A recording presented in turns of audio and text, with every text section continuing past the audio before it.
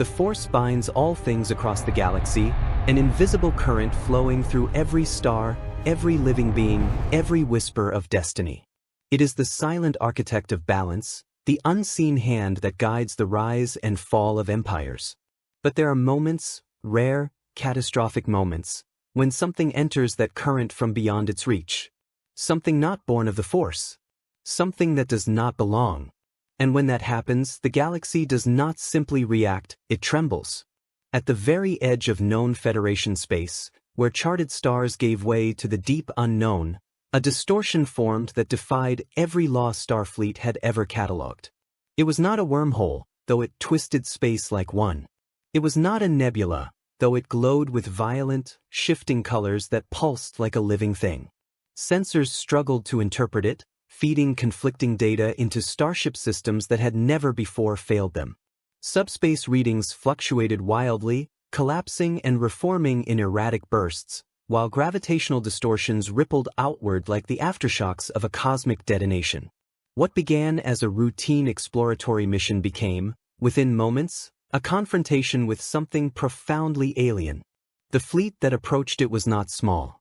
Dozens of Starfleet vessels, sleek, advanced, built for exploration and diplomacy, held formation as they drifted cautiously toward the anomaly.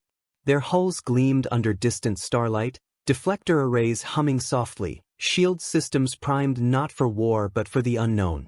These were not ships of conquest. They were instruments of discovery, guided by a philosophy that had carried the Federation across countless systems without raising a single weapon in anger. And yet, as the anomaly pulsed before them, even the most seasoned officers felt a quiet, unspoken unease settle into their thoughts. Inside the lead vessel, sensor officers watched their displays flicker with impossible readings. Energy signatures spiked beyond measurable thresholds before vanishing entirely. Spatial coordinates folded in on themselves, mapping regions that did not exist seconds later. Warp engines, calibrated to the finest precision, began to stutter, not failing but resisting as if the very fabric of space was rejecting their presence. The anomaly did not behave like a phenomenon. It behaved like an intrusion. And then, without warning, it reacted. Light bent inward, collapsing toward a single point before erupting outward in a blinding cascade of energy. The silence of space fractured into a violent storm of radiation and gravitational force. Ships were pulled forward, their engines flaring instinctively as crews fought to stabilize against a force that ignored thrust, ignored mass, ignored logic itself. Formation broke apart in seconds as vessels were dragged toward the heart of the anomaly, their hulls groaning under stresses no Federation engineer had ever designed for. The fleet did not retreat. There was no time. One by one, the ships were consumed. Not destroyed, no explosion marked their passing, but erased from their place in space, swallowed by a phenomenon that refused to obey the known universe. Warp fields collapsed, sensors went dark, and then, in a single, unified moment, the entire fleet vanished. What followed was not transition. It was rupture.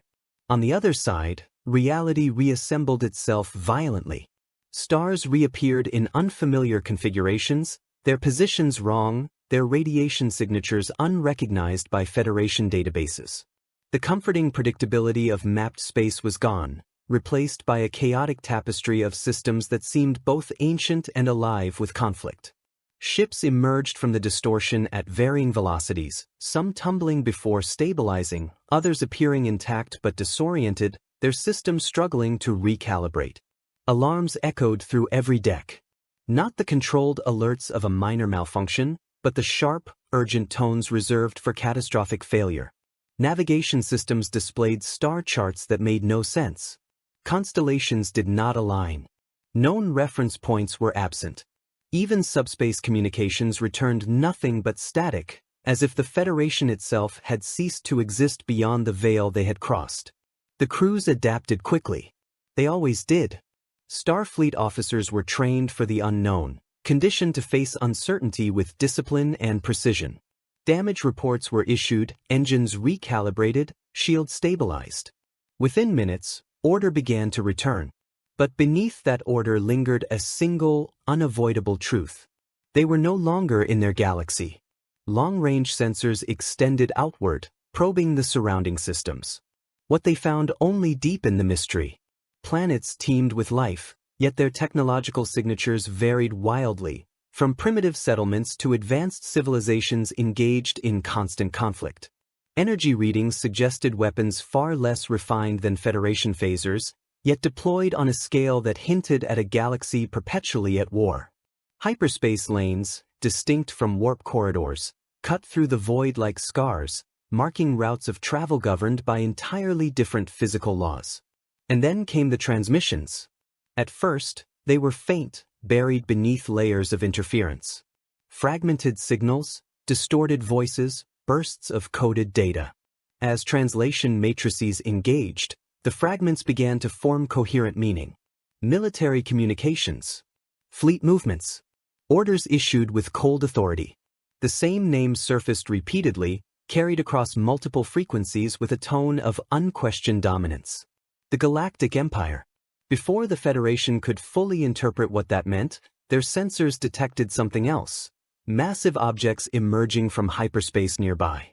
Triangular silhouettes resolved against the starlight, their sheer scale dwarfing even the largest Starfleet vessels. Star destroyers. Warships built not for exploration, but for domination. Their presence alone altered the atmosphere of the region, a silent declaration of power enforced through overwhelming force. The Federation fleet held position. Protocols were clear. First contact procedures dictated caution, communication, and above all, restraint. These were not enemies, not yet. They were an unknown civilization, and the Federation's purpose was to understand before acting. Channels were opened, signals broadcast in multiple frequencies, messages encoded with universal linguistic patterns designed to bridge even the widest gaps between species. For a moment, there was silence. Then the Empire responded. The reply was not a greeting. It was a demand. Unidentified vessels were ordered to power down and submit to inspection. The tone carried no curiosity, no hesitation, only authority backed by the implicit threat of force. To the Empire, these ships were not explorers. They were intruders. Within the Federation fleet, a decision had to be made. Weapons remained offline, shields held at standard capacity. There was no immediate aggression, no hostile movement. Yet every instinct, every reading, every subtle shift in the posture of the star. Destroyers suggested that this situation could turn in an instant. And then it did. Without further warning, the Empire fired. Turbolaser blasts streaked across the void, brilliant green energy cutting through space with devastating precision. They struck the outer edge of the Federation formation, slamming against shields that flared brightly under the impact. The force was immense, far exceeding anything the Federation had encountered from a first contact scenario. Ships rocked under the assault, their systems compensating as shield harmonics adjusted in real time. The Federation did not immediately return fire. Instead, they adapted. Shields reconfigured, redistributing energy to absorb subsequent hits. Evasive maneuvers initiated, vessels moving with calculated precision to minimize exposure while maintaining formation integrity. Targeting systems locked onto incoming fire, not to retaliate, but to analyze. Every shot, every energy signature, every fluctuation in the Empire's weapons was studied in real time. But the Empire was not interested in analysis. More star destroyers dropped from hyperspace, their arrival turning a tense encounter into an overwhelming show of force. TIE fighters launched in swarms, their engines screaming through the vacuum as they closed in on Federation vessels with aggressive intent. The message was clear. This galaxy did not welcome diplomacy. Faced with escalating aggression, Starfleet Command issued a single, controlled order. Return fire, defensively. Phasers ignited, precise beams of energy cutting through space with surgical accuracy. Unlike the Empire's brute force assault, Federation weapons targeted systems rather than hulls, disabling fighter craft without destroying them, striking at weapon arrays to neutralize threats without unnecessary loss of life. It was a measured response, one designed to de-escalate even as it defended. But in this galaxy, restraint was not understood as mercy. It was seen as weakness. The battle intensified, and with it came a realization that would define everything to follow. The Federation had entered a galaxy governed not by diplomacy, but by power. A galaxy where fear enforced order, where overwhelming force dictated survival, and where something deeper, something unseen, moved beneath the surface of every conflict. Something the Federation could not yet detect. Far beyond the battlefield, within the cold, shadowed chambers of the Imperial Palace, a presence stirred. A mind attuned to currents far greater than fleets or weapons felt the disturbance ripple through the force itself. It was subtle, unfamiliar, but undeniable, a foreign element pressing against the fabric of reality. Emperor Palpatine opened his eyes. The game had changed. And the Federation, for all its knowledge and ideals, had just become a player in a war it did not yet understand. If you want to see more characters enter the Star Wars galaxy, hit that like button, share this video, drop the name of a character you'd want to see in the comments below, and most importantly, subscribe so you don't miss the next chapter of this story. The stars burned silently as the battle continued, two civilizations clashing not just in firepower, but in philosophy. Neither side yet understood the other. Neither side was willing to yield. And as the first engagement unfolded in the depths of an unfamiliar galaxy, one truth became impossible to ignore. This was not first contact. This was the beginning of something far greater. The stars did not calm after the first exchange of fire. They burned brighter, harsher, as if the galaxy itself bore witness to a collision that should never have happened.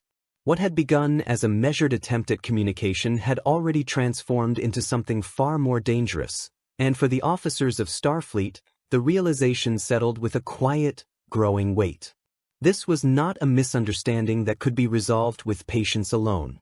This was a system built on dominance, where authority was enforced through immediate and overwhelming force, and where hesitation invited destruction. Across the Federation fleet, formation re-established itself with practiced precision. Ships adjusted their vectors in perfect synchronization, their movements deliberate and controlled even under sustained assault. Shield harmonics recalibrated continuously, adapting to the Empire's turbolaser frequencies as each impact sent ripples of energy cascading across their defensive grids. The glow of deflector shields shimmered like translucent armor, absorbing blows that would have crippled lesser vessels. Yet even these advanced systems began to show signs of strain under the relentless barrage. The Star Destroyers did not hold back. They advanced with slow, inevitable authority, their massive hulls cutting through space like instruments of judgment. Turbolasers fired in coordinated volleys, not random bursts but calculated strikes designed to overwhelm defenses through sheer volume. TIE fighters swarmed in coordinated attack patterns, their movements aggressive and unrelenting, exploiting every perceived weakness in the Federation's formation. There was no attempt at communication now, no effort to reassess the situation. The Empire had made its judgment, and it was absolute. Within the Federation command structure, restraint held for only a moment longer before necessity reshaped it. The initial directive to avoid escalation had already been honored. Diplomatic channels had been opened and ignored. Now survival demanded adaptation. Orders shifted, not toward aggression, but toward controlled resistance. Phasers intensified, no longer limited to minimal output, now calibrated to disable rather than merely deter. Targeting systems locked onto key subsystems of the approaching Star Destroyers, focusing on shield generators, weapon emplacements, and propulsion nodes. Precision became the Federation's greatest weapon. Beams of concentrated energy lanced through the void, striking with surgical accuracy. Turbolaser batteries flickered and went dark under direct hits, their power conduits disrupted by carefully modulated phaser frequencies. TIE fighters, caught in the crossfire, spiraled out of formation as their control systems failed, disabled rather than destroyed. It was a demonstration of technological superiority in one sense, efficiency over brute force, but it was also a reflection of philosophy. Even under attack, Starfleet sought to neutralize, not annihilate. The Empire did not interpret it that way.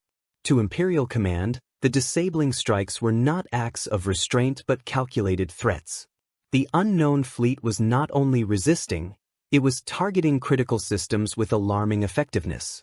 That alone elevated the Federation from curiosity to priority threat. Orders were issued across the Imperial channels with cold efficiency, and the response was immediate. More ships arrived. The void fractured again as additional star destroyers dropped out of hyperspace, their emergence tightening the noose around the Federation fleet. What had been a confrontation became an encirclement. The Empire did not engage in half measures. It brought overwhelming force to ensure compliance or destruction, and now that doctrine was unfolding in full. The Federation recognized the shift instantly. Long-range sensors tracked the incoming vessels, calculating trajectories, projecting engagement outcomes. The data was clear, undeniable, and deeply concerning. The Empire's numbers were growing at a rate that would soon outpace any defensive strategy. Even with superior shields and precision targeting, the Federation could not sustain a prolonged engagement against an ever-expanding force. And still, they did not retreat blindly. Instead, they adapted again. Formation shifted into layered defensive patterns, ships positioning themselves to maximize overlapping shield coverage and crossfire efficiency. Transporter systems, despite intermittent interference, began executing rapid response extractions, pulling damaged crew from compromised sections and redistributing personnel where they were needed most. Engineering teams rerouted power dynamically, reinforcing shields at impact points while maintaining weapon output at optimal levels. Every action was calculated, coordinated, and executed with the discipline that defined Starfleet. Yet beneath that discipline, a new realization took hold. This galaxy did not operate on the same assumptions. As the battle intensified, subtle anomalies began to emerge, phenomena that defied even the Federation's advanced understanding of physics. Targeting systems, calibrated to near-perfect accuracy, occasionally faltered without explanation, their predictive algorithms failing to account for sudden, inexplicable shifts in enemy movement. Sensor readings fluctuated unpredictably, detecting energy signatures that appeared and vanished without pattern. Even transporter locks, among the most reliable systems in Starfleet technology, experienced brief but critical disruptions, as if something unseen interfered at the moment of execution. It was not mechanical failure. It was something else. Something the Federation could not yet name. Amid the chaos, a single star destroyer broke formation, accelerating toward the heart of the Federation line with deliberate intent. Its weapons fired in a concentrated barrage, not at random targets, but at a specific vessel, the fleet's command ship. The pattern was unmistakable. This was not just an attack. It was a decapitation strike, aimed at crippling coordination and forcing surrender through tactical collapse. The Federation responded instantly. Defensive maneuvers converged around the targeted ship, nearby vessels repositioning to intercept incoming fire. Phasers redirected, focusing on the advancing Star Destroyer with intensified output. The exchange became a focal point of the battle, a clash between two fundamentally different approaches to warfare: precision against overwhelming force, adaptability against domination. For a moment, it seemed the Federation might succeed. The Star Destroyer's shields faltered under sustained phaser fire, its forward batteries silenced one by one. Its advance slowed, its hull scarred by controlled strikes that disabled without destroying. The command ship stabilized, its shields holding despite the barrage. The balance tilted, ever so slightly, in favor of the Federation. And then the Empire escalated again. From the depths of the Star Destroyer, a surge of energy erupted, not from its weapons, but from within. It was not a standard power fluctuation, nor a system overload. It was something far more focused, far more deliberate. The energy lashed outward, striking the Federation vessel not as a beam, but as a violent, chaotic force that disrupted its systems at a fundamental level. Shields flickered. Sensors went dark. For a fraction of a second, the Federation ship existed in a state of complete vulnerability. The effect passed as quickly as it had appeared, but the damage was done. The next volley of turbolaser fire struck unopposed, slamming into the weakened shields and driving them to the brink of collapse. Emergency systems engaged, barely maintaining structural integrity as the ship drifted under the impact. Across the fleet, Confusion rippled. There was no recorded explanation for what had just occurred. No known technology matched the effect. And yet it had happened. The Federation adapted again, but now there was uncertainty woven into their calculations. An unknown variable had entered the equation, one that could not be measured, predicted, or countered through conventional means. It was a flaw in their understanding, a gap in their knowledge that the Empire, knowingly or not, had just exposed. The battle raged on, but its nature had changed. This was no longer simply a matter of first contact gone wrong. It was the beginning of a deeper conflict, one that extended beyond technology and tactics into something far less tangible. The Federation had entered a galaxy where power was not defined solely by ships and weapons, but by forces that defied logic itself. For the Empire, this was just another engagement, another demonstration of dominance. For the Federation, it was the moment everything they believed about the universe began to fracture. And as the Star Destroyers pressed their advantage, tightening their grip around the isolated fleet, one truth became impossible to ignore. Diplomacy had failed. And in its place, war had begun. The battle did not end when the firing slowed. It lingered in the vacuum like a storm that refused to dissipate, its aftershocks reverberating through every system of every Federation vessel that had survived the Empire's overwhelming response. Hull plating still glowed faintly from repeated impacts, shield generators hummed under sustained strain, and across multiple decks, engineers worked with relentless focus to stabilize systems that had never been tested under such conditions. But beneath the visible damage, something far more unsettling had taken hold, something that could not be repaired with tools or recalibrated with code. The unknown. For the first time since their arrival, the Federation faced a phenomenon that resisted not only explanation, but categorization. It was not simply that their sensors lacked the data to define it. It was that the data itself refused to behave in any consistent, measurable way. The anomaly within the battle, the surge that had disabled an entire ship's systems in an instant, remained present in residual traces scattered across sensor logs, yet every attempt to isolate it resulted in contradiction. Energy signatures overlapped and vanished, waveforms collapsed into noise, and readings that should have aligned across multiple instruments diverged wildly, as if each system perceived a different reality. Within the command ship, analysis teams worked in synchronized intensity, feeding raw data through layered interpretation models designed to decode even the most alien phenomena. Subspace analysis, quantum resonance mapping, exotic particle tracking, every method available was deployed simultaneously. The results were unanimous in one regard. There was no consensus. The energy did not conform to known physical laws. It did not originate from a measurable source, nor did it dissipate in a predictable pattern. It behaved less like energy and more like intent. That conclusion, while unofficial, lingered unspoken among the senior officers. It was not a scientific term. It was not a concept that belonged in a Federation report. And yet, nothing else fit. Across the fleet, similar conclusions formed independently. Engineers reported systems failing not due to overload, but due to what could only be described as interference without medium. Targeting arrays lost lock despite clear visual confirmation. Shield frequencies fluctuated without external input. Even internal systems, isolated from external influence, experienced momentary disruptions that left no trace once resolved.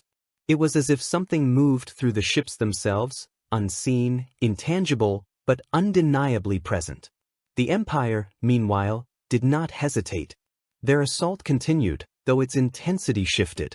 Where the initial engagement had relied on overwhelming firepower, the subsequent strikes displayed a more calculated precision.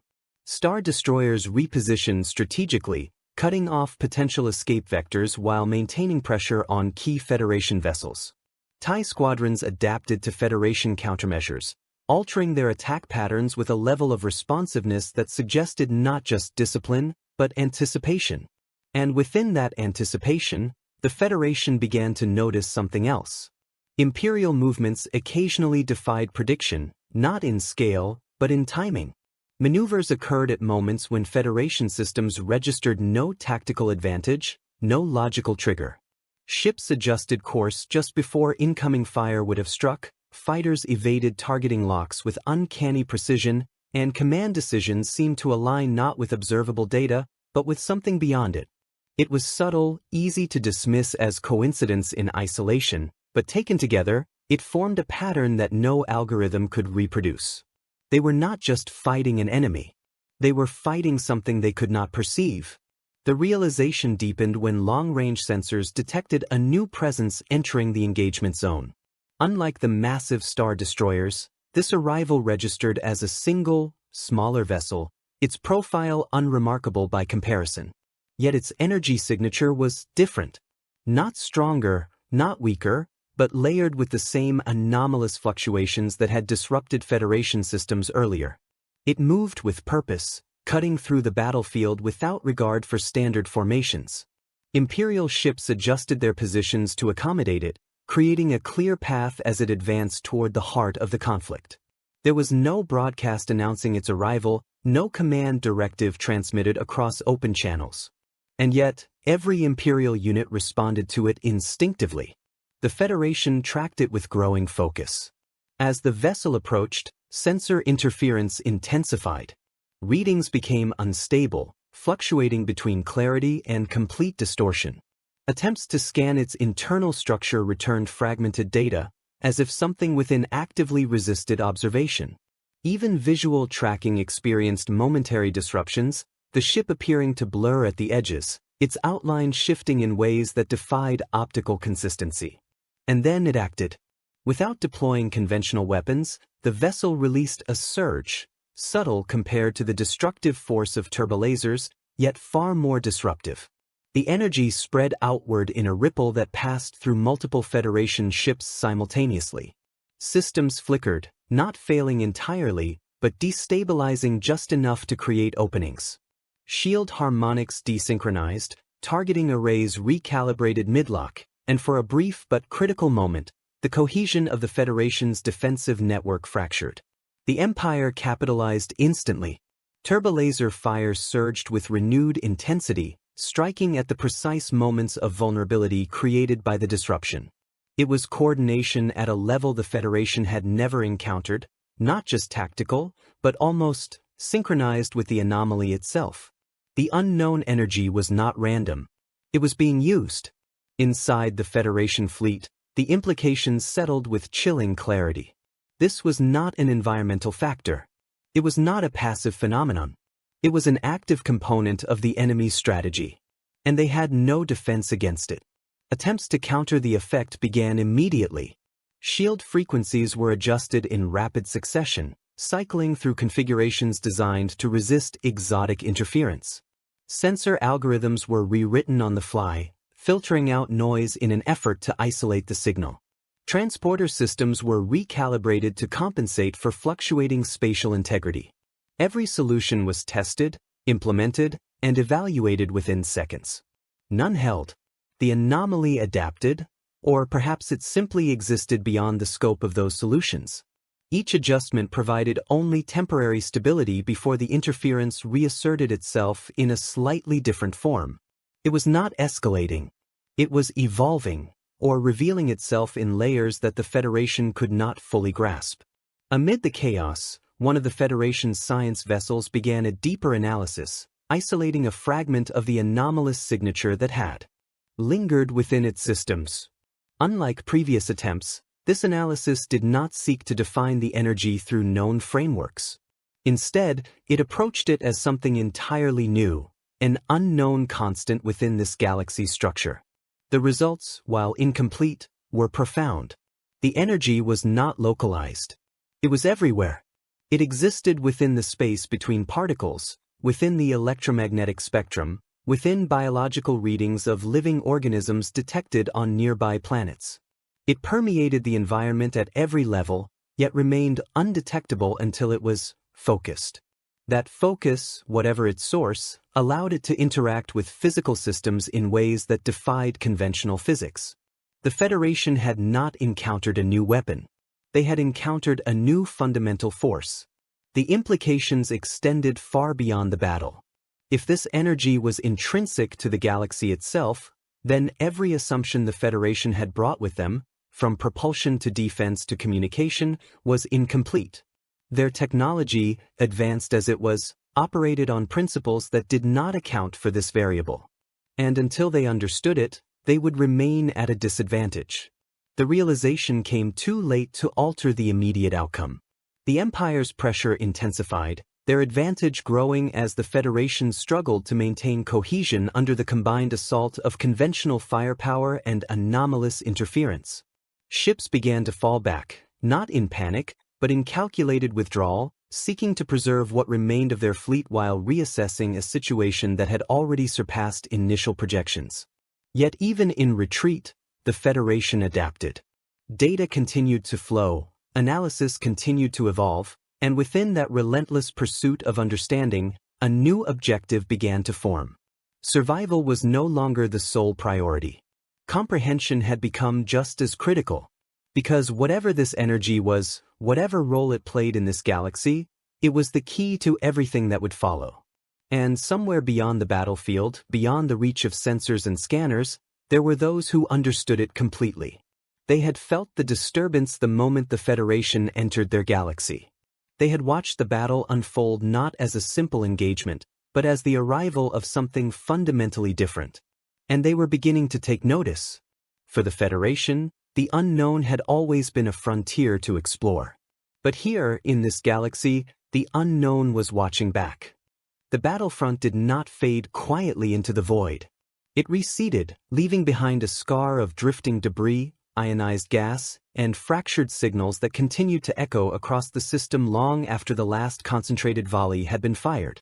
The Federation fleet had not been destroyed, but it had been forced to withdraw beyond immediate engagement range, its formation fractured, its system strained, and its understanding of this galaxy fundamentally shaken. Yet for all the damage sustained, for all the uncertainty introduced by the unknown energy they had encountered, one truth remained clear within Starfleet Command. They had been seen, and far from the battlefield, in a place where sight extended beyond physical distance, that truth took on a far more dangerous meaning. Deep within the Imperial Palace on Coruscant, where towering spires pierced a sky choked by endless cityscape and artificial light, silence reigned in chambers few were permitted to enter. It was not the silence of absence, but of control, a stillness imposed, deliberate and absolute. The vast corridors, illuminated by cold, sterile luminescence, seemed to absorb sound itself, creating an environment where even the faintest movement felt intrusive. At the center of this stillness, the Emperor waited. He did not rely on reports. He did not need sensor data or battlefield summaries to understand what had occurred at the edge of his empire. While Imperial officers scrambled to compile fragments of information, ship classifications, weapon signatures, tactical anomalies, he had already experienced the event in a way none of them could comprehend. Through the Force, the Emperor perceived disturbances not as isolated incidents, but as ripples within an infinite current, each one carrying meaning beyond the physical. And what he had felt was wrong. The Force, as he understood it, bound all life, all energy, all existence within the galaxy. It was both a tool and a truth, a constant that defined the limits of power itself.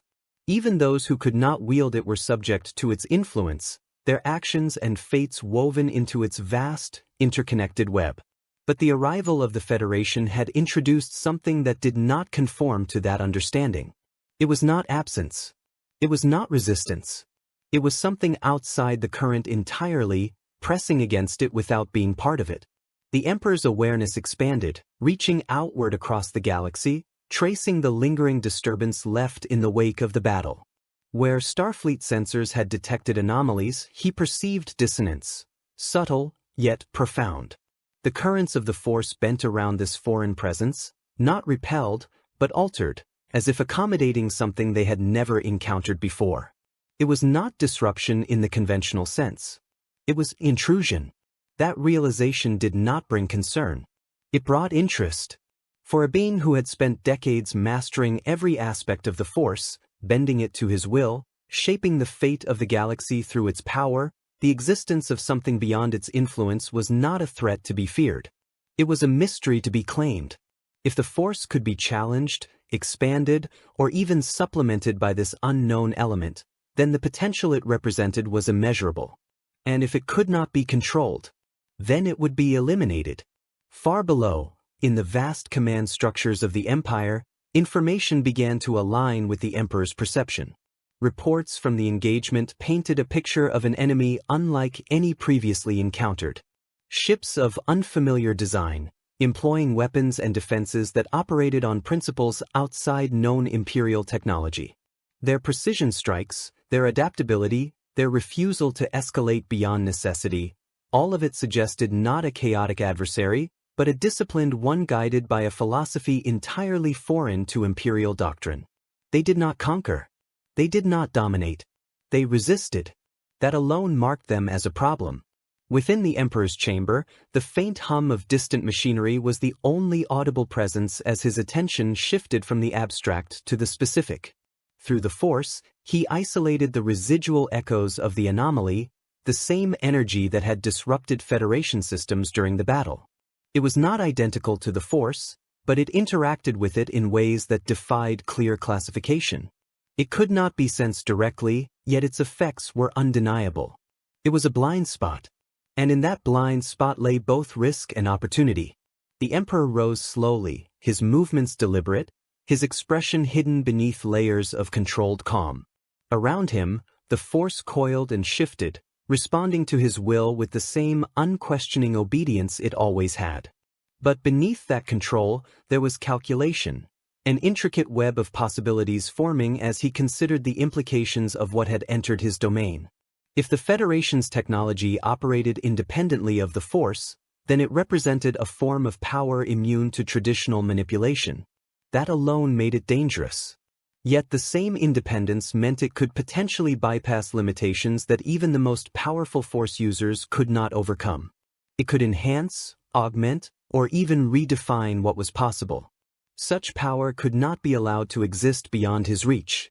Orders began to take shape, not through spoken commands, but through intent carried across the Force to those attuned enough to receive it. Inquisitors, scattered across the galaxy in their relentless hunt for surviving Jedi, felt the shift instantly. Their focus adjusted, their purpose expanding beyond the remnants of an old war to include this new, undefined threat. They would seek it, study it, and, if necessary, destroy it. But they would not act alone. Within the Empire's vast military hierarchy, directives were issued with increasing urgency. Additional fleets were mobilized, their orders clear: locate, contain, and assess the unknown vessels. Engagement protocols were updated, emphasizing capture over destruction where feasible. The Emperor did not want this new force eradicated without understanding it first. He wanted it dissected, its secrets extracted, its potential harnessed. At the same time, a more subtle operation began to unfold. The Emperor's awareness narrowed, focusing on the individuals within the Federation fleet, not their identities, which remained obscured, but their presence. Unlike the countless beings of the galaxy whose existence resonated within the Force, these newcomers were muted. Not invisible, but diminished, their connection to the Force either absent or so faint as to be nearly imperceptible. That absence intrigued him most of all. It suggested a civilization that had evolved without reliance on the Force, one that had achieved technological advancement through entirely different means. A society unbound by the limitations and philosophies that governed the Jedi and Sith alike. Such independence could not be tolerated indefinitely. It represented a variable that could not be predicted, a factor that could not be controlled through traditional methods. And yet, it also presented a challenge unlike any he had faced.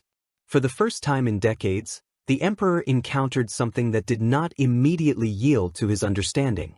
Not a rival in strength, not an opponent in battle, but a concept beyond his established mastery. It was not a weakness. It was an opportunity to expand that mastery further. The Force shifted around him, responding to his focus, amplifying his awareness as he reached outward once more. This time, his perception brushed against the retreating Federation fleet. The contact was fleeting, incomplete, but it was enough. He felt their presence, not as individuals, but as a collective anomaly, a disruption moving through the currents of the galaxy. And in that moment, a decision crystallized. They would not be allowed to leave. The Empire would pursue them, not simply to eliminate a threat, but to claim a resource. Every ship, every system, every fragment of their technology would be studied, reverse-engineered, and integrated into Imperial power. Their resistance would be broken, their principles tested against the reality of a galaxy that did not reward restraint. And if they proved useful, they would be reshaped. Back at the edge of the battle zone, the Federation fleet continued its withdrawal, unaware of the full extent of the attention it had drawn. Repairs were underway, systems recalibrating, command structures stabilizing after the chaos of the engagement. On the surface, it appeared as a tactical retreat, a necessary step to regroup and reassess. But in truth, it was something far more significant. It was the moment the Federation transitioned from explorers to participants in a conflict far larger than they had anticipated. Because in this galaxy, power was not merely contested. It was claimed. And the Emperor had just set his sights on a prize unlike any other. The stars stretched endlessly before the retreating fleet, offering no answers, only the promise of further uncertainty. Behind them, the Empire gathered its strength. Beyond them, the unknown waited, vast and incomprehensible. And at the center of it all, a single will now guided the course of events with absolute intent. The Federation had entered the galaxy. Now the galaxy was beginning to close around them. The retreat did not lead to safety. It led to silence, an uneasy, watchful quiet that stretched across the void as the Federation fleet moved deeper into the outer rim, far from the immediate reach of Imperial formations yet still within a galaxy that felt increasingly hostile with every passing hour. The stars here burned dimmer, scattered across regions where centralized authority thinned and law became less a structure and more a suggestion. It was a place where power shifted constantly, where allegiances were transactional, and where opportunity thrived in the absence of order. For the Federation, it seemed like the ideal environment to regroup. For the galaxy they had entered, it was the perfect place to test them. Long-range sensors detected the first signs of habitation not as organized systems or structured governments, but as fragmented pockets of activity, independent stations, loosely defended trade routes, and clusters of vessels operating without identifiable allegiance. Communications traffic reflected the same disarray, a chaotic web of transmissions driven not by coordinated command, but by negotiation, threat, and profit. It was a network without unity, yet bound together by a single, unspoken principle. Everything had a price. The Federation approached cautiously, adhering to protocols that had guided them through countless first-contact scenarios. Scans indicated sentient life, technological capability, and a level of societal development that warranted engagement. Yet there was something different in the patterns they observed. No central authority emerged, no unified response to their presence. Instead, signals multiplied, overlapping and competing, each one attempting to establish contact on its own terms. Offers came first. Requests for trade, for technological exchange, for information. Some were polite, others direct. Many veiled in coded language that hinted at deeper intentions. The Federation responded with measured openness, maintaining transparency while withholding sensitive data. They identified themselves, explained their exploratory mission, and emphasized their intent to establish peaceful relations. It was a response built on trust. And in this region of space, trust was a currency meant to be exploited. The first encounter appeared harmless. A mid-sized vessel, its design crude compared to Federation standards but functional, approached under minimal power, broadcasting a distress signal layered with fragmented communication. Its hull showed signs of damage, its energy output fluctuating as though its systems were on the verge of failure. Life signs aboard were weak but present, their biological readings indicating distress. The Federation did not hesitate. A nearby ship adjusted course, closing the distance while initiating standard rescue protocols.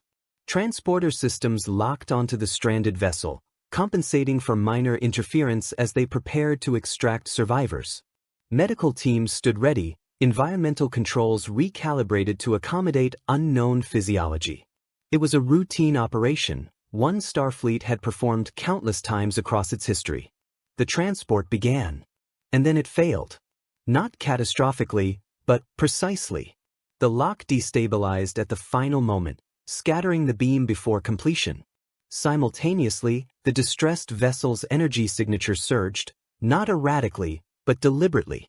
Its systems powered up in an instant, revealing that the damage had been superficial, its distress signal nothing more than a carefully constructed deception.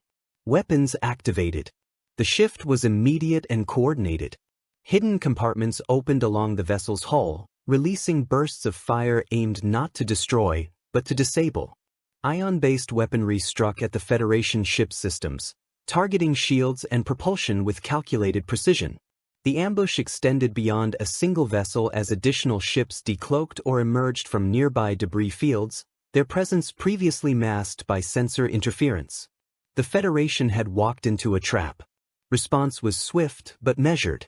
Shields absorbed the initial strikes, recalibrating to counter the unfamiliar ion signatures. Phasers came online, targeting weapon systems rather than hulls, disabling incoming threats with the same precision that had defined their engagement with the Empire. The attacking ships, though numerous, lacked the coordination and raw power of Imperial forces. They relied on surprise, on misdirection, on exploiting hesitation. But the Federation adapted quickly. Within moments, the ambush began to unravel. Attacking vessels lost propulsion, their systems disrupted by focused phaser strikes. Transporters, once recalibrated, began extracting boarding parties before they could fully materialize. Defensive formations re-established, turning what had been a moment of vulnerability into a controlled engagement. Yet the damage was not measured in hull integrity or system efficiency. It was measured in understanding. These were not soldiers. They were opportunists. Their tactics were not driven by ideology or command, but by profit. They had identified the Federation's behavior, its inclination toward aid, its adherence to protocol, and had used it as a weapon. And they would not be the last. As the Federation pushed deeper into the region, similar encounters followed, each one more refined than the last. Distress signals masked as traps. Trade negotiations that shifted into extortion. Information exchanges that concealed attempts at infiltration. The pattern became clear. Their reputation was spreading, not as a force to be feared, but as one to be tested. A resource. The most significant escalation came not through direct attack, but through manipulation. A large station, operating as a hub for multiple syndicates, established contact under the guise of neutrality. Its transmissions were structured, controlled, presenting itself as a central authority within the region. It offered information, star charts, hyperspace routes, intelligence on Imperial movements, in exchange for technological insight.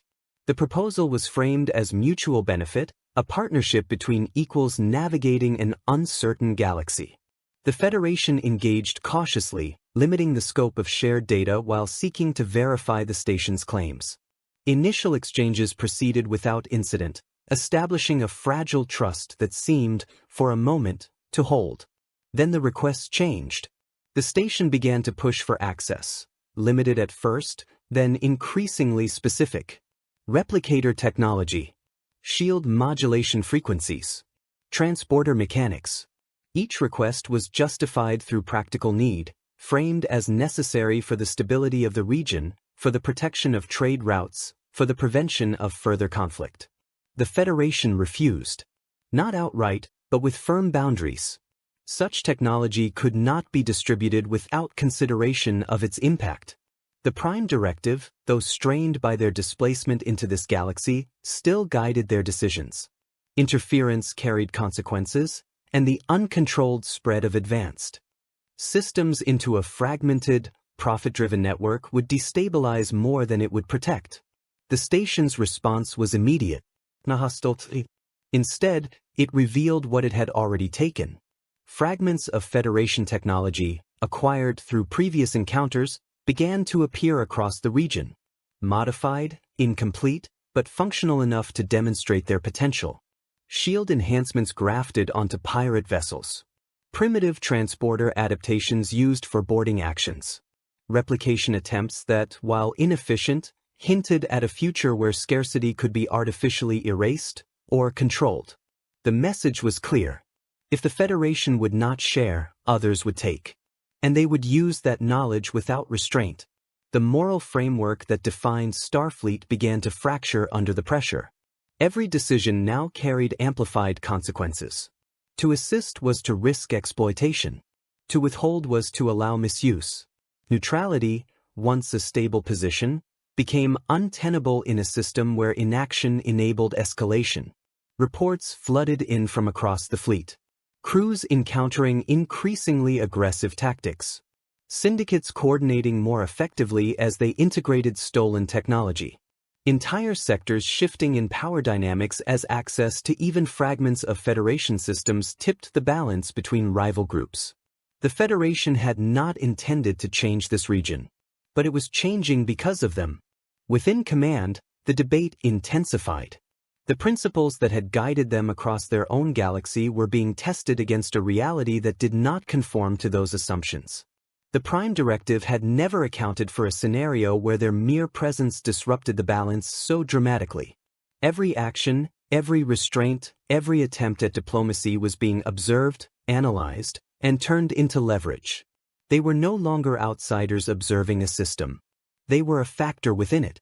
And the galaxy was responding accordingly.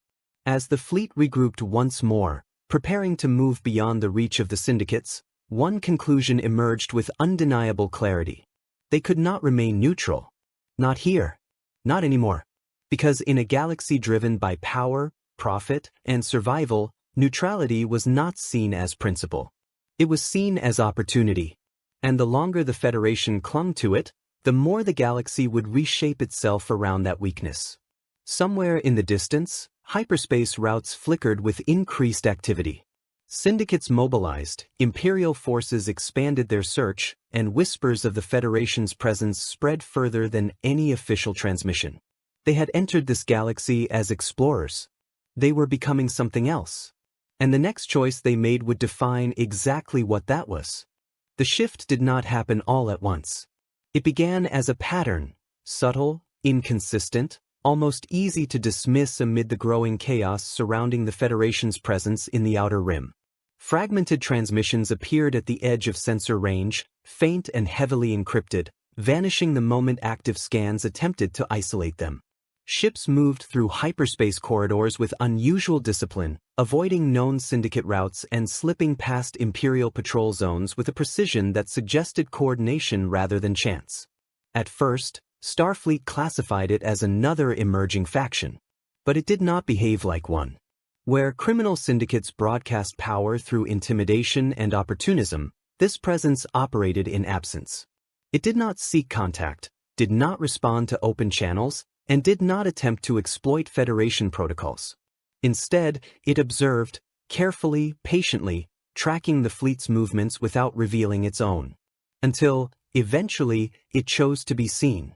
The encounter occurred in the shadow of a dying system, its primary star collapsing into instability, casting erratic flares that disrupted long-range sensors and masked localized activity. The Federation had entered the region to avoid both Imperial pursuit and Syndicate interference, using the stellar interference as a temporary shield. They were not alone. A small formation of ships emerged from behind the fragmented remains of a shattered moon, designs unlike anything the Federation had catalogued, yet far more structured than the vessels employed by pirates or smugglers. Their hulls bore the marks of conflict, patched and repaired repeatedly, but maintained with care. They held position at a distance, weapons powered but not locked, their formation defensive rather than aggressive. They were waiting. The first transmission came through a narrowband frequency, precisely tuned to avoid detection beyond immediate range. It bypassed standard hailing protocols, integrating directly into the Federation's communication systems with an efficiency that suggested familiarity with advanced technology, even if their own systems lacked the same sophistication. The message was simple. Not a demand. Not a threat. A question. For you.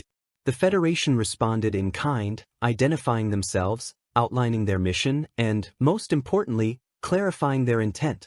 They emphasized neutrality, their desire to avoid entanglement in local conflicts, and their commitment to peaceful engagement. There was a pause. Then the reply came, measured and direct. Neutrality will not protect you here. The transmission carried no hostility, only certainty. It was not a warning meant to intimidate, but a statement of fact, reinforced by everything the Federation had already experienced. The difference was that, for the first time, it came from a source that did not seek to exploit that neutrality. Instead, it sought to challenge it. The unidentified ships closed the distance slightly, enough to allow for more detailed scans. Life signs confirmed a diverse group of occupants, their biological signatures varying widely but unified by one common factor: elevated stress indicators, consistent with prolonged conflict exposure. These were not opportunists. They were survivors. The truth became clear as more data was exchanged. They were part of a larger network, a decentralized resistance operating across multiple systems, opposing the expansion of imperial control. They lacked the resources of a formal military, relying instead on mobility, secrecy, and coordination. Their engagements were targeted, strategic, designed to disrupt rather than dominate. They were not trying to win. They were trying to endure. The Federation recognized the pattern immediately. Though the scale and context differed, the underlying principles were familiar. A smaller force resisting a larger, more powerful entity.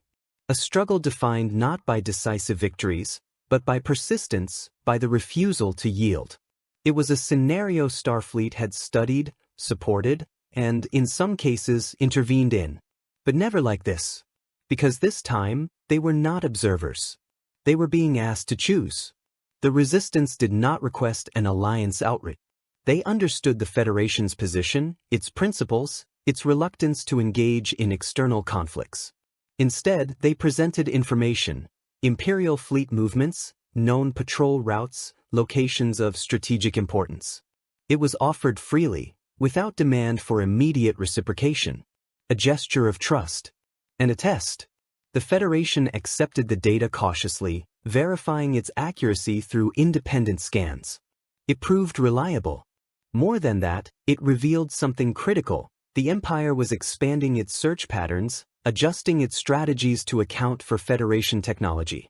The window of relative anonymity was closing. The Resistance had already adapted. They knew how the Empire moved, how it responded, how it hunted. Their survival depended on that knowledge. And now they were offering it. In return, they asked for something far less tangible than technology. They asked for support. Not weapons. Not direct intervention. Guidance. Coordination. The strategic insight of a force that had faced countless unknowns and survived through adaptability and principle.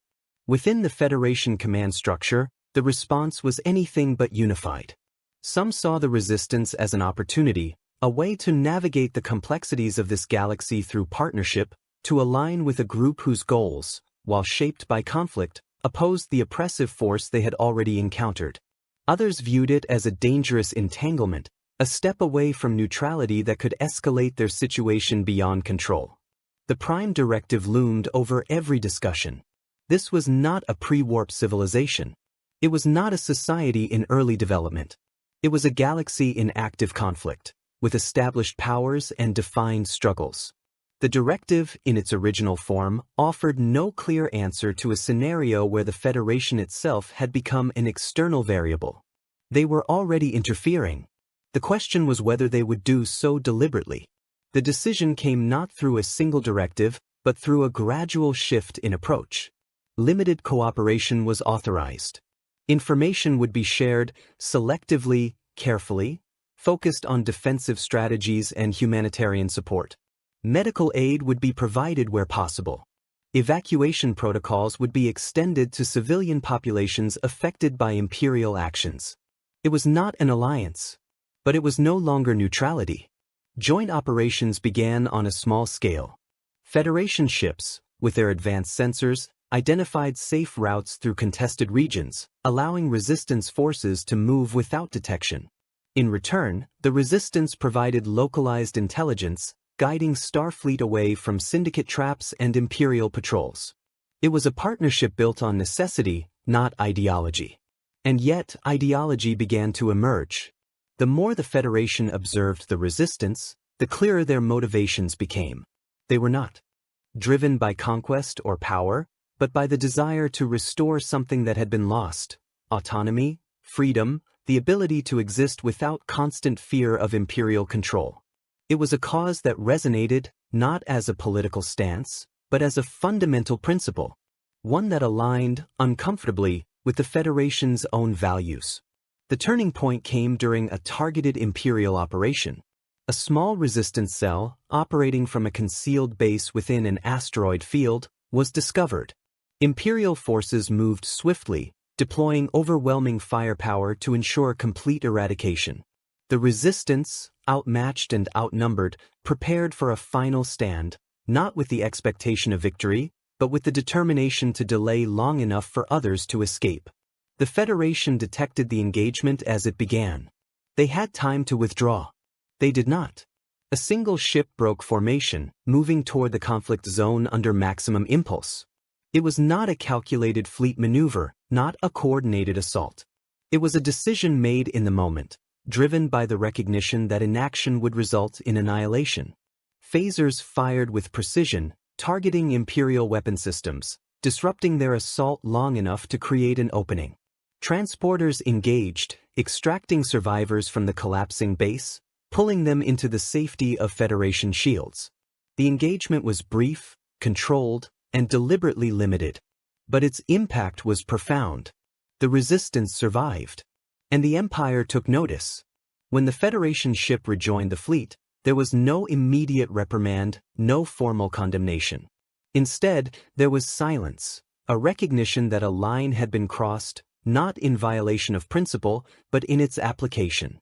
They had chosen to act, not as conquerors, not as enforcers, but as participants. The resistance understood the significance instantly. Trust, once tentative, solidified into something stronger. They had seen the Federation's capabilities, but more importantly, they had seen its willingness to use them in defense of others. An uneasy alliance had formed, not declared, not formalized, but real. As the fleet prepared to move once more, integrating this new dynamic into its already complex situation, the implications became clear. The Federation was no longer an unknown entity drifting through the galaxy. It had aligned, however cautiously, with a force actively opposing the Empire. That alignment would not go unnoticed. Imperial strategies would adjust. Syndicate interests would shift. The balance of power, already destabilized by the Federation's arrival, would continue to evolve in response to this new development. And within the fleet, the understanding settled with quiet certainty. They had not abandoned their ideals. They had redefined them. Because in a galaxy at war, the line between observer and participant was not fixed. It was chosen. And the Federation had just made its choice. The line had been crossed quietly. No declaration marked it. No formal address reframed the Federation's mission or rewrote Starfleet doctrine. There was no single moment that could be isolated and identified as the turning point. Instead, it had emerged through action, through decisions made under pressure, through choices that, individually, seemed justified, but collectively had begun to reshape the very foundation of what Starfleet represented. Now, that foundation was under strain. The fleet drifted in a temporary holding formation at the edge of a sparsely populated system, far from major hyperspace routes. Repairs were ongoing, but they were no longer the primary concern. Ships had endured worse. Systems could be recalibrated. Damage could be repaired. Doctrine could not. Across every vessel, from command decks to engineering bays, attention had taken hold, not born of fear, but of uncertainty. Crews that had been trained to operate within clearly defined ethical frameworks now found themselves navigating a reality where those frameworks no longer provided clear answers. The Prime Directive, once the cornerstone of Federation engagement with the unknown, had become complicated. Not irrelevant, but insufficient. Briefings turned into debates. Debates into disagreements. Not out of division, but because the situation demanded interpretation rather than adherence. Officers who had spent their careers upholding non-interference now faced scenarios where inaction resulted in measurable harm. Others warned that continued involvement would entangle the Federation in a conflict it did not understand, against an enemy whose scale and nature exceeded anything they had prepared for. Both were right. And that was the problem. At the center of the fleet's command structure, discussions reached a level of intensity rarely seen outside of active combat scenarios. The data was clear. The Federation's presence had already altered the balance of power in multiple regions. Their technology had been observed, replicated in fragments, and distributed among groups that lacked the ethical constraints governing its use. Their alliance, however limited, with the Resistance had positioned them as a variable the Empire could no longer ignore. Neutrality was no longer a viable position. But neither was full engagement. Every option carried consequences that extended far beyond immediate outcomes. To withdraw entirely would restore a form of non-interference, but at the cost of abandoning those who had come to rely on Federation support. The Resistance, already operating at the edge of survival, would lose a critical advantage. Civilian populations caught in the crossfire would be left without the medical aid and evacuation capabilities only Starfleet could provide. To escalate involvement would risk something far greater. It would mean becoming a participant in a galactic war, not as a stabilizing force, but as a faction. It would mean deploying technology designed for exploration as instruments of sustained conflict. It would mean redefining Starfleet's role from one of discovery to one of opposition. And once that shift occurred, it could not be undone. The moral clarity that had defined the Federation's identity began to fracture under the weight of these realities. Not because the principles themselves had changed, but because the environment in which they were being applied had shifted beyond recognition. The galaxy did not operate on the same assumptions. There was no shared baseline of cooperation, no governing body to mediate conflict, no common understanding of restraint. Power dictated outcomes. Survival justified actions. Ideals, when they existed, were secondary to necessity. Starfleet had entered this galaxy believing its principles could guide its actions. Now it was being forced to confront the possibility that those principles might not be enough. Reports from across the fleet reinforced the urgency of the situation. Resistance groups were requesting increased support, more precise intelligence, more coordinated operations, more direct intervention in critical engagements. They had seen what the Federation could do, and they understood the difference it made. At the same time, incidents involving syndicates continued to escalate. Stolen technology was being used in increasingly sophisticated ways, leading to conflicts that were more destructive, more unpredictable. Entire trade routes were destabilizing as power shifted toward those who could best integrate Federation-derived systems into their operations. And above it all, the Empire adapted. Imperial forces began to change their tactics, incorporating countermeasures designed specifically to address Federation capabilities. Engagements became more calculated, more targeted. Where once the Empire had responded with overwhelming force, it now demonstrated precision, identifying key assets, isolating them, and striking with intent. The Federation was no longer an anomaly. It was a problem being solved. Within this evolving landscape, a single question began to dominate internal discourse. What does it mean to uphold Federation ideals in a galaxy that does not share them? The answer was not theoretical. It was being tested in real time. A crisis emerged that forced the issue into unavoidable focus. A densely populated system, located along a critical hyperspace corridor, became the target of a coordinated Imperial operation.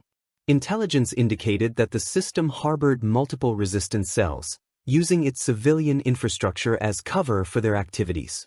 The Empire's response was decisive, an overwhelming assault designed not just to eliminate the resistance, but to send a message: compliance or destruction. The Federation received the data as the operation began. They had the capability to intervene, not to defeat the Imperial force outright, but to disrupt it, to create an opening for evacuation, to reduce the scale of the devastation. But intervention would not be surgical. It would be visible. It would confirm, beyond any doubt, that the Federation had chosen a side. Command deliberations were brief, not because the decision was simple, but because the window for action was narrow. Every second spent debating translated into lives lost on the surface below. In that moment, doctrine was no longer an abstract framework. It was a choice. And that choice would define everything that followed. The decision was made to act. Not as an act of war, but as an act of preservation. Federation ships entered the system under coordinated formation, their presence immediately altering the dynamics of the engagement. Shields absorbed incoming fire as they positioned themselves between Imperial forces and population centers. Transporters engaged at maximum capacity, extracting civilians in rapid succession, relocating them to safer zones beyond the immediate conflict area. Phasers were used with restraint, targeting only those systems necessary to prevent further escalation, weapon arrays, targeting sensors, propulsion units. The objective was not to destroy, but to delay, to create. The Empire responded as expected. Adaptation was immediate. Focus shifted toward the Federation vessels, recognizing them as the primary obstacle to mission completion. Fire intensified, no longer dispersed across multiple targets, but concentrated with precision. The cost of intervention became clear. Federation ships began to take significant damage. Shields fluctuated under sustained assault. Systems strained as they balanced defensive operations with mass evacuation efforts.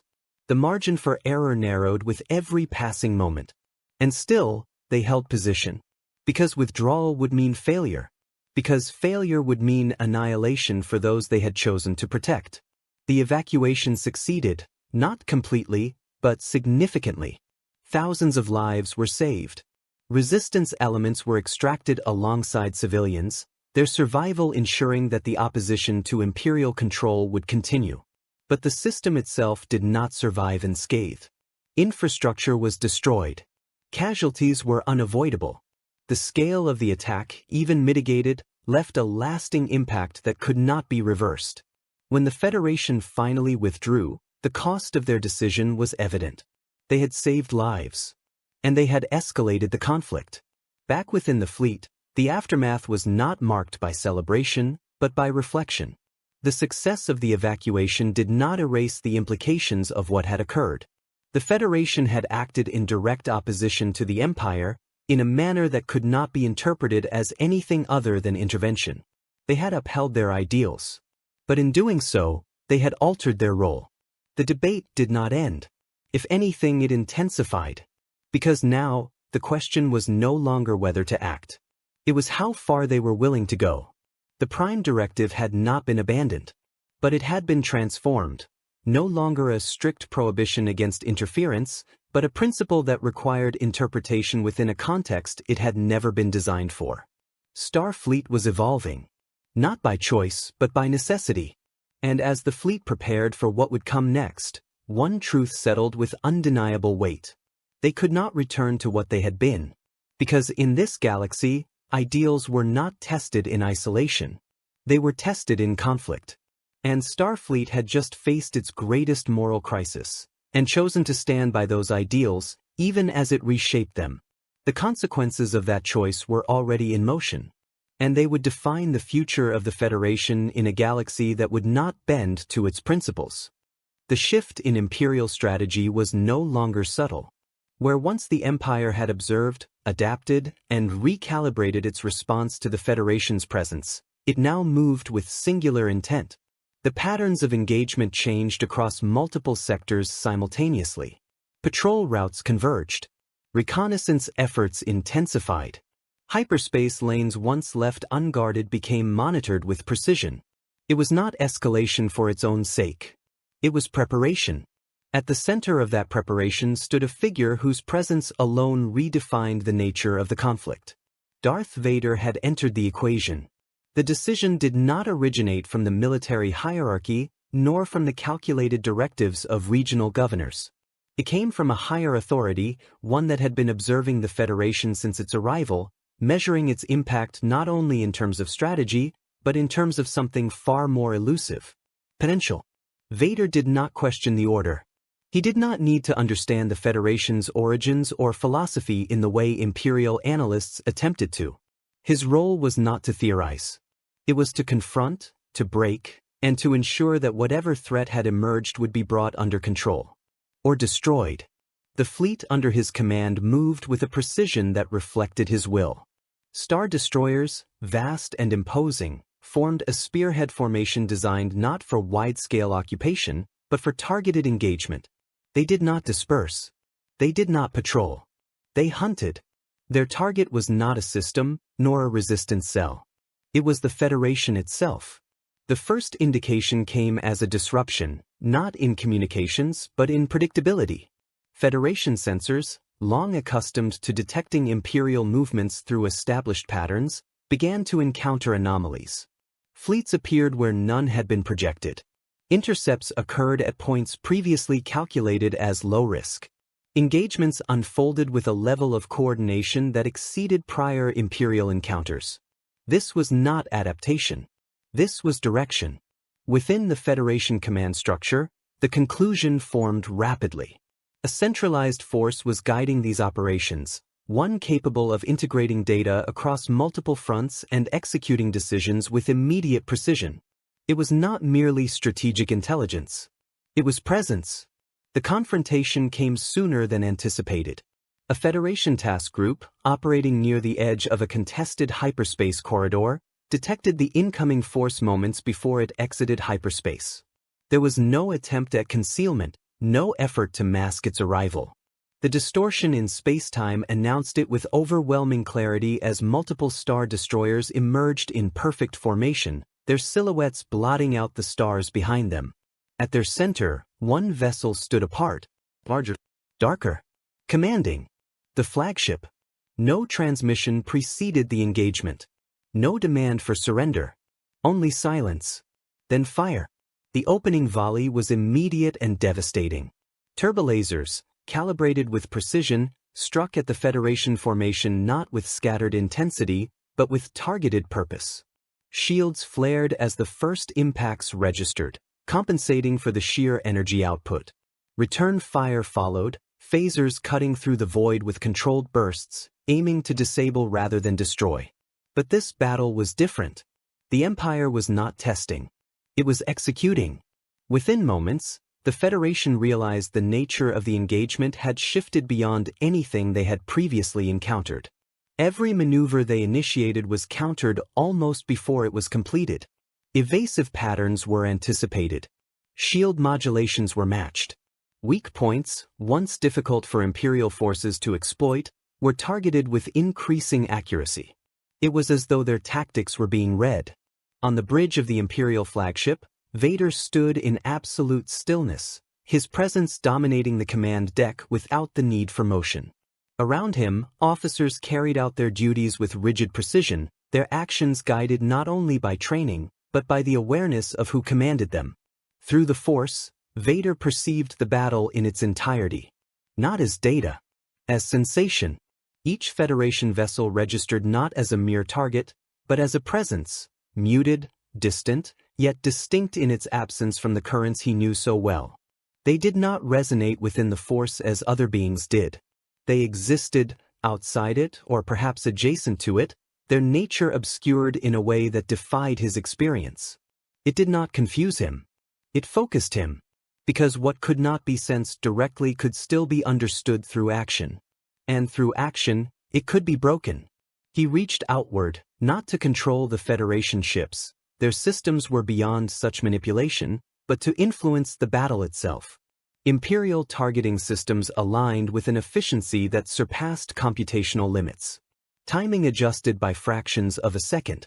Angles shifted to exploit momentary lapses that no machine alone could have identified. The Force did not command the enemy. It perfected the attack. The effect was immediate. Federation vessels began to take damage at an accelerating rate. Shields, though advanced, were not designed to withstand such precisely coordinated assault indefinitely. One ship lost propulsion, its engines crippled by a concentrated strike. Another suffered cascading system failures as its defensive grid was overwhelmed. And yet, they did not break formation. Starfleet discipline held. Adaptation began. Recognizing the futility of standard engagement patterns, Federation command shifted tactics. Instead of maintaining structured formations, ships dispersed, creating unpredictable vectors that disrupted the Empire's targeting efficiency. Phasers recalibrated in real time, shifting frequencies to exploit vulnerabilities in Imperial shielding. Transporters were used not for evacuation, but for tactical interference, relocating critical components within enemy vessels, creating disruptions that forced the Empire to adjust. For a moment, the balance shifted. Imperial fire lost some of its precision. Federation strikes began to land with greater effectiveness, disabling secondary systems, forcing individual star destroyers to divert power to internal stabilization.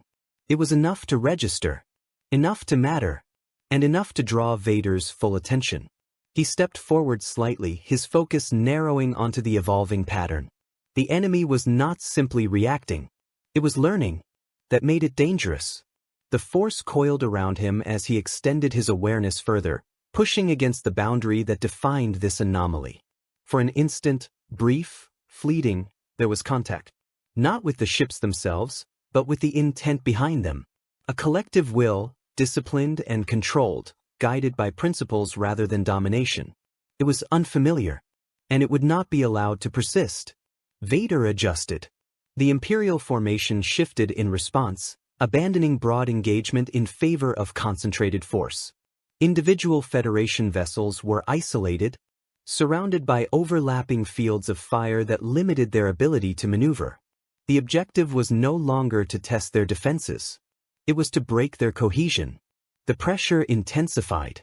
One by one, Federation ships were forced into defensive positions, their capacity to coordinate diminishing under the sustained assault.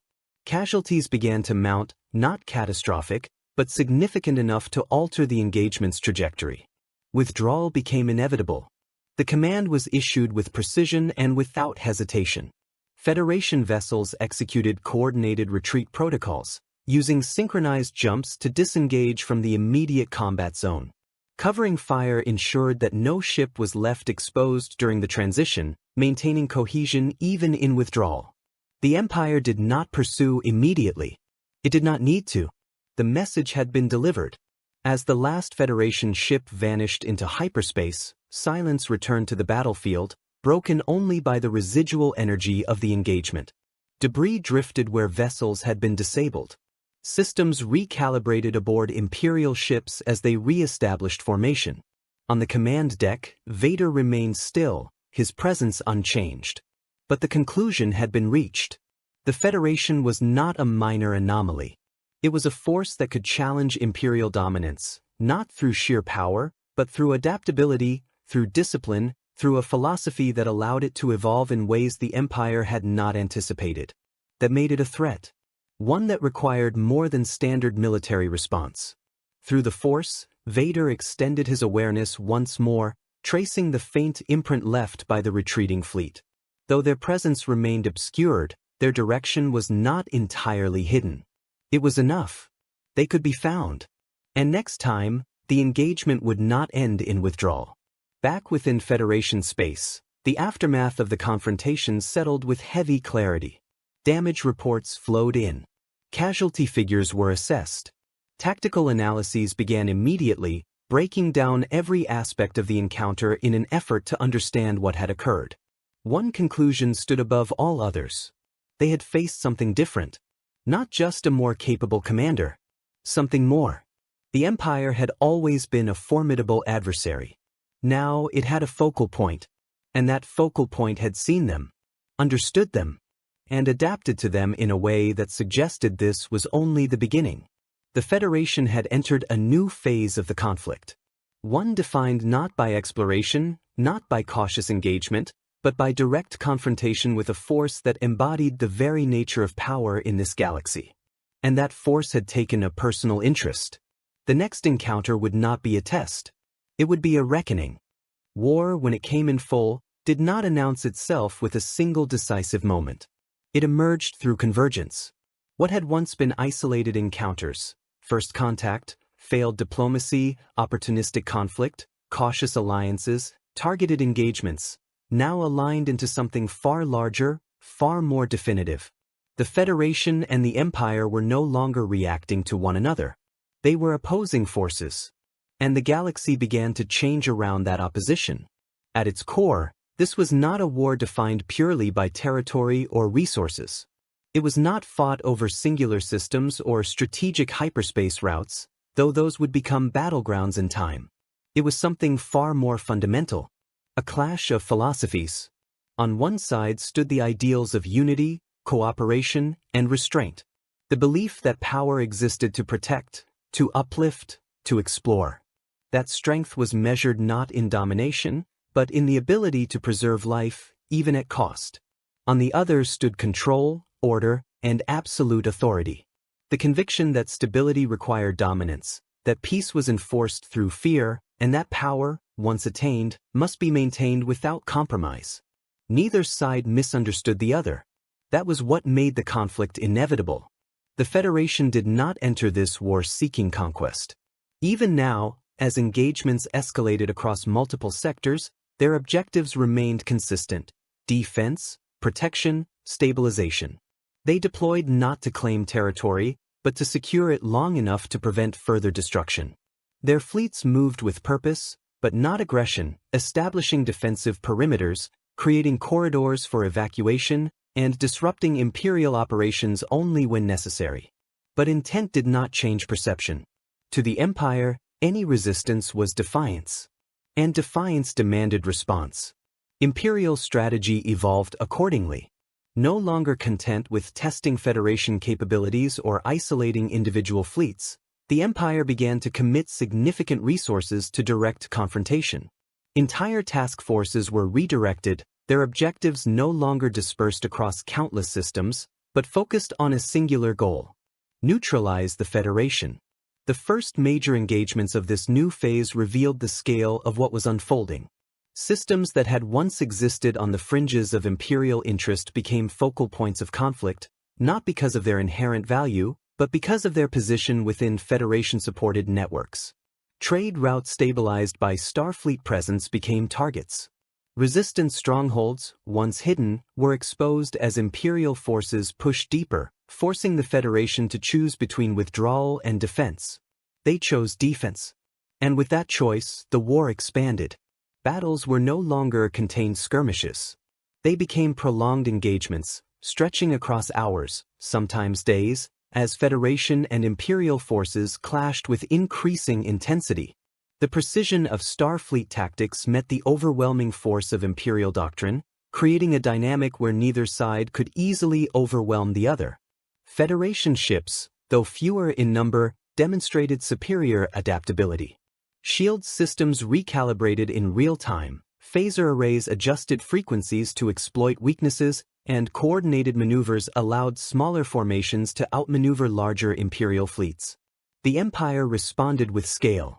Star destroyers, supported by waves of smaller craft, applied relentless pressure, forcing Federation vessels into defensive postures where their adaptability could only delay, not prevent, damage. Where Starfleet sought efficiency, the Empire relied on endurance, absorbing losses, reinforcing positions, and maintaining a constant presence that wore down opposition over time. The result was a stalemate that reshaped the battlefield. But the war was not fought only in space. Across planets caught between these opposing forces, the impact was immediate and profound. Worlds that had once existed under Imperial control began to experience disruption, not liberation, not yet, but change. Federation intervention created openings, moments where Imperial authority weakened just enough for resistance movements to act more openly. Hope spread carefully, cautiously, but undeniably. At the same time, the Federation's presence introduced complications. Their commitment to non-lethal engagement and civilian protection often limited their effectiveness in decisive combat scenarios. Imperial forces exploited this, positioning assets within civilian zones, forcing Starfleet into impossible decisions where every action carried moral consequence. The war became as much about choices as it was about firepower, and those choices defined its progression. Within the Federation, doctrine continued to evolve under pressure. Strategies that once prioritized avoidance now incorporated calculated risk. Command structures adapted, integrating resistance intelligence into broader operational planning. The line between support and alliance blurred further with each engagement, until it became clear that the Federation was no longer simply assisting. It was leading in key sectors. Not through authority, but through example. Resistance groups began to adopt Federation tactics, mirroring their precision, their coordination, their emphasis on minimizing unnecessary destruction. At the same time, fragments of Federation technology, both shared and stolen, continued to circulate, accelerating the pace of change across the galaxy. The balance of power, once firmly in the Empire's favor, began to shift. Not dramatically, but enough to be noticed. And the Empire responded in kind. Under the guidance of figures like Darth Vader, Imperial forces intensified their efforts, focusing on dismantling the networks that allowed the Federation to operate effectively. Supply lines were targeted. Communication arrays disrupted. Key systems subjected to overwhelming force designed not just to defeat, but to send a message. Resistance would be crushed. Order would be restored. But the Federation did not collapse under that pressure. It adapted. Each loss became data. Each failure informed the next engagement. Where Imperial doctrine relied on consistency, Starfleet thrived on change, evolving its strategies faster than the Empire could fully counter. The result was a war that refused to settle into predictability, one where outcomes remained uncertain despite the Empire's numerical advantage. At the center of it all, the philosophical divide deepened. This was no longer a conflict that could end through simple victory. Because victory, for each side, meant something fundamentally different. For the Empire, victory was absolute control, the elimination of opposition, the restoration of order through dominance. Anything less was incomplete. For the Federation, victory was preservation, the protection of life, the stabilization of systems, the creation of conditions where conflict could eventually end without total destruction. These goals were not compatible, and the galaxy felt the strain of that incompatibility with every passing cycle. Worlds were forced to choose sides, not always willingly. Some aligned with the Federation, drawn by the promise of protection and autonomy. Others remained loyal to the Empire, whether through belief, fear, or necessity. Many attempted to remain neutral, only to find that neutrality, as the Federation had already learned, was not a sustainable position in a war of this scale. Even the criminal syndicates adapted, shifting their operations to exploit the new reality. Some aligned with Imperial forces, profiting from stability enforced through power. Others operated in the shadows of Federation-protected regions, finding ways to navigate the evolving balance. The entire structure of the galaxy was being rewritten, not through a single decisive act, but through continuous conflict. As the war progressed, one truth became impossible to ignore. Neither side could achieve its objective without fundamentally altering what it was. For the Federation to win outright, it would need to abandon the restraint that defined it, embracing strategies that prioritized victory over principle. For the Empire to fully eliminate the Federation, it would need to confront a force that did not respond to fear in the expected ways, one that resisted not through defiance alone, but through conviction. This was not just a war of fleets. It was a war of identity. And as both sides pushed forward, adapting, evolving, and escalating, the outcome remained uncertain. Because in a conflict defined by opposing philosophies, the question was not simply who would win. It was what would remain when it was over. The stars bore silent witness as battle lines continued to shift, as alliances strengthened and fractured, as power moved in ways no one had predicted when the Federation first entered this galaxy. What had begun as exploration had become transformation. And the end of that transformation, whatever form it would take, would define the future of the galaxy itself. The war did not end with a single victory. There was no moment where one side stood triumphant over the other, no decisive battle that shattered fleets and forced unconditional surrender. Instead, it slowed, gradually, almost imperceptibly at first, until the constant escalation that had defined the conflict began to fracture under its own weight. Not from exhaustion alone, but from realization. The galaxy had changed too much. The Empire still stood. Its fleets remained vast, its reach still extended across countless systems, and its authority, though challenged, had not collapsed. Yet it was no longer absolute. The presence of the Federation and the resistance it had strengthened had introduced something the Empire could not fully eliminate. Uncertainty. Not weakness. Not defeat. But a variable that could not be controlled through force alone. Across multiple sectors, Imperial strategy began to shift. Engagements became more selective, less focused on overwhelming dominance and more on maintaining critical regions. Resources were reallocated, not because the Empire had lost its capacity for war, but because it had recognized that total suppression of this new dynamic would require more than even it could sustain without consequence. For the first time, the Empire adapted not just tactically, but structurally. And the Federation, in turn, faced its own transformation. What had begun as a mission of exploration had become something far more complex. Starfleet was no longer an external observer navigating an unfamiliar galaxy.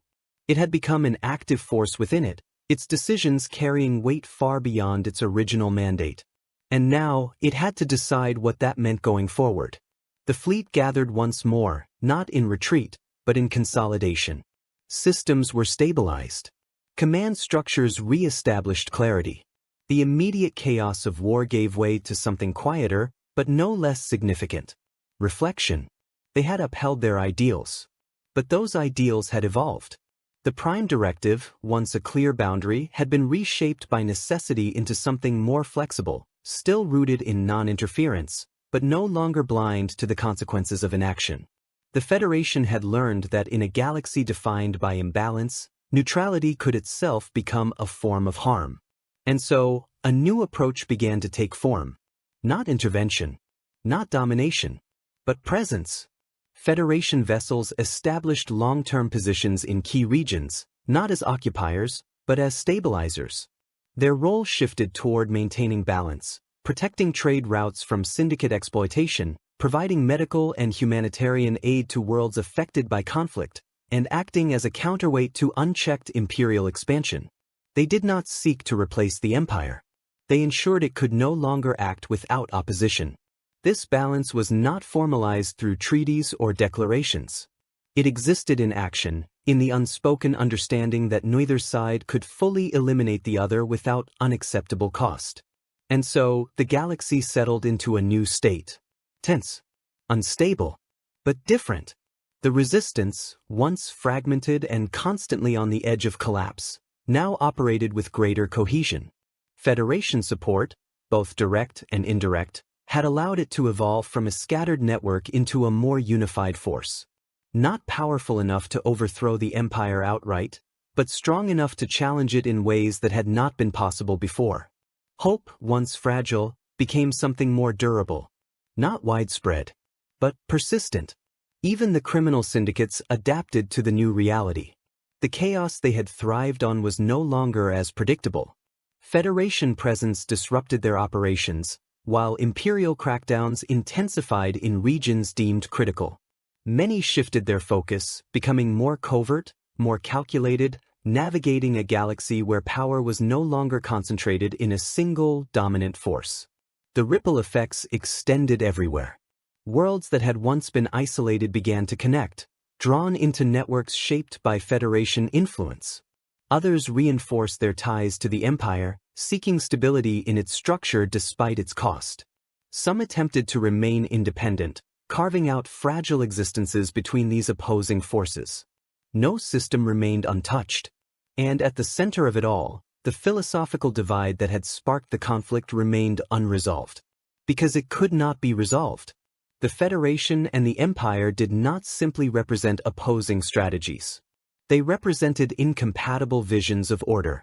One built on cooperation, the other on control. One adaptable, the other absolute. Neither could fully erase the other without ceasing to be itself. And so, the galaxy existed in the space between them. For figures like Darth Vader, the conflict had not ended, it had transformed. The Federation remained a problem, one that continued to resist in ways that defied conventional solutions. But it was no longer an unknown variable. It was a constant presence, one that required ongoing attention, ongoing strategy. And somewhere, beyond the visible structures of power, the Emperor continued to observe, to calculate, to consider possibilities that extended beyond immediate conflict. Because the arrival of the Federation had done more than challenge the Empire. It had expanded the scope of what was possible.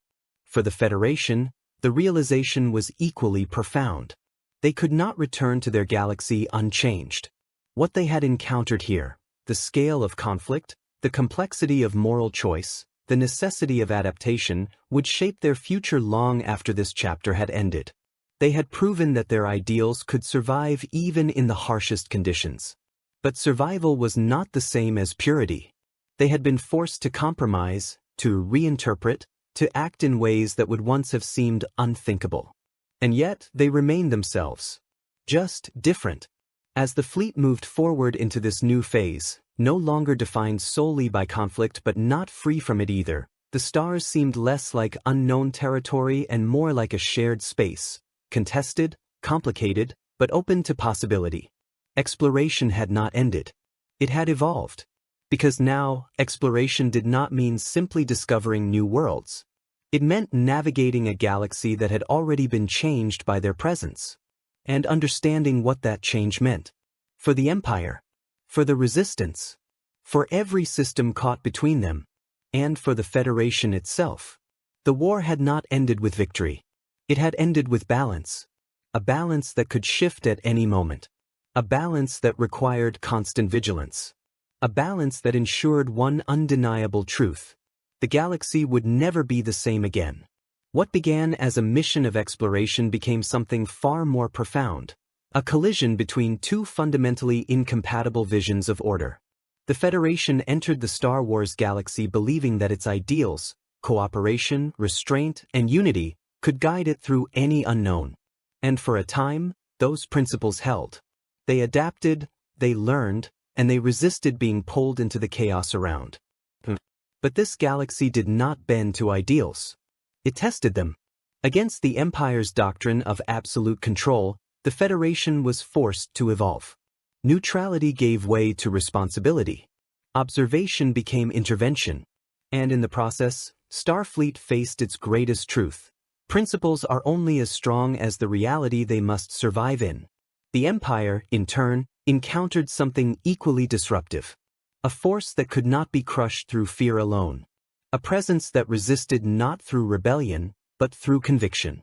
And for the first time, its dominance was not absolute. What followed was not victory, but balance.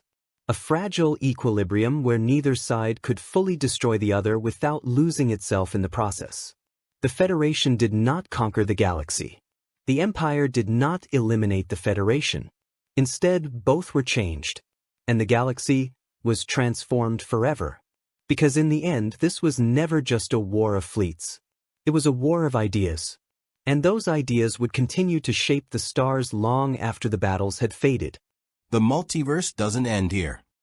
New invasions, new empires, and new worlds collide daily.